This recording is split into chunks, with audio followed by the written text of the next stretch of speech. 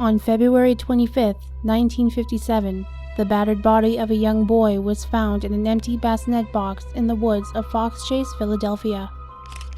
Police released photos of the young boy hoping to identify the body, but sadly, no one came forward. In this episode of 6 Feet Under, we dissect the case that became infamously known as the boy in the box.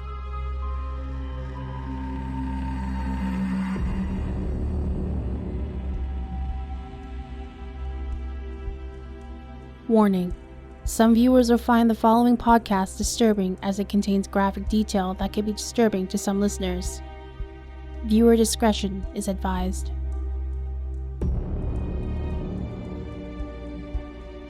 My name is Desiree Brightnose, and you're listening to the second episode of 6 Feet Under, a podcast where we discuss and dissect the cold case files that would become famous throughout the ages.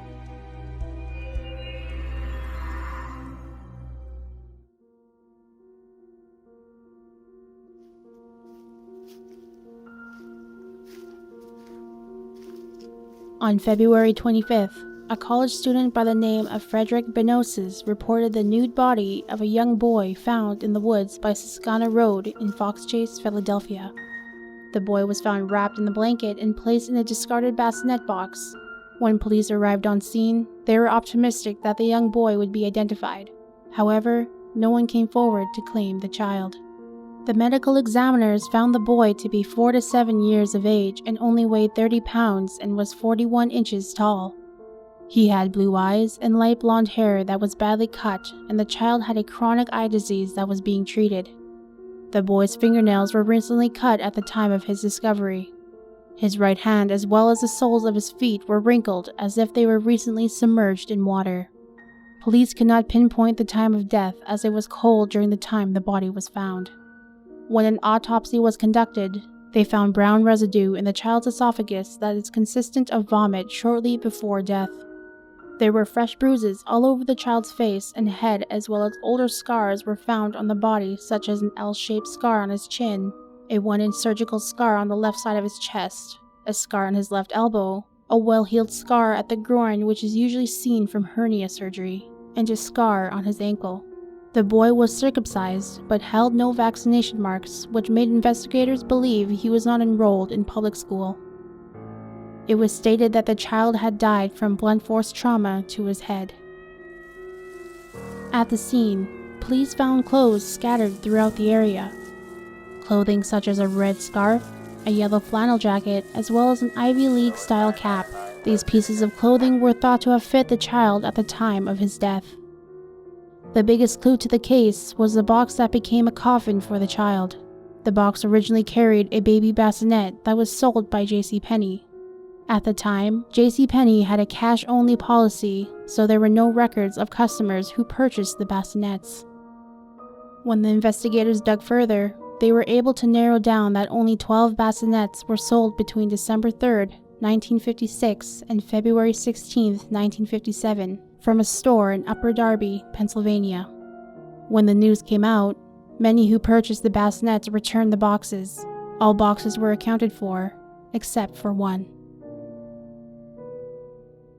Post-murder. The case of the boy in the box has massed a lot of media attention in Philadelphia.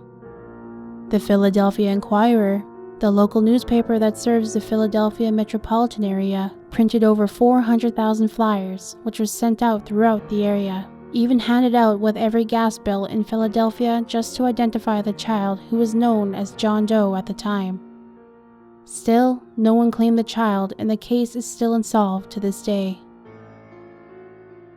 Although there were many tips coming in from people throughout the country that helped build the case, many have been dismissed. There are many theories that surround the case of the boy in the box. Theory number 1. Remington Bristow, who was an employee of the medical examiner's office, decided to investigate the case on his own time, even going as far as New Jersey to seek out help from a psychic. The psychic described a house not too far from the area the boy's body was found. This house was found to be owned by a foster family. When the estate went on sale, Bristow attended an open house and found a bassinet that was eerily similar to what JCPenney sold.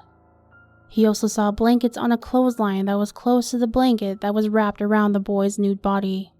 This gave Bristow a theory that the father was having sexual relations with his stepdaughter, leading to the birth of the boy. As for the reason why the child did not have any records was because the father and stepdaughter were worried about what people would think if they found out and decided to keep the boy hidden.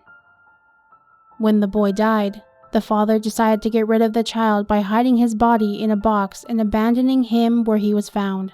When Bristow reported his findings to the police, they were unable to find anything to link the family to the case. Later in 1988, Philadelphia Police Lieutenant Tom Augustine decided to interview the father and stepdaughter, who were now married.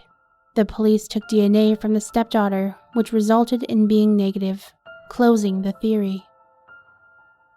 Theory number 2.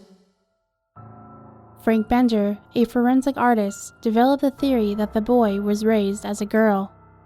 Evidence of this theory was the fact that the young boy's long hair was hastily chopped off and how well groomed the child's eyebrows were. Bender later released a sketch of the boy with his long hair in 2002. Still, no one came forward to claim the child. Theory number 4.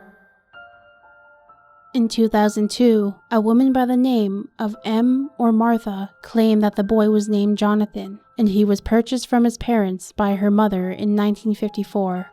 She also states that they were both subjected to physical as well as sexual abuse. Her mother killed Jonathan in a fit of rage when the child threw up his baked beans. The boy's head was slammed against the floor multiple times, and when he was found to be unconscious, her mother gave the child a bath, where the boy later died due to his injuries.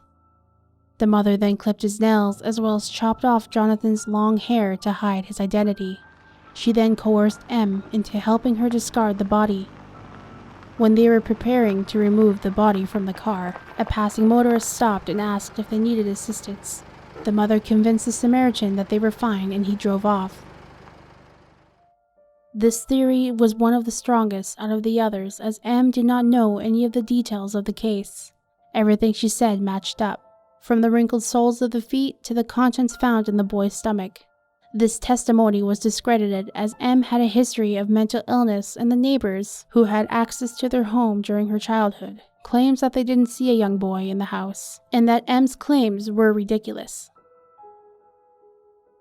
The many theories that surround the case cause more questions than answers.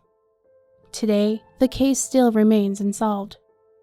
The child was buried in a potter's field, a place for the burial of the unknown, and was later reburied at Ivy Hill Cemetery in Cedar Brook, Philadelphia, where they continued to work on the case to identify the young boy. But for now, he is known as the boy in the box.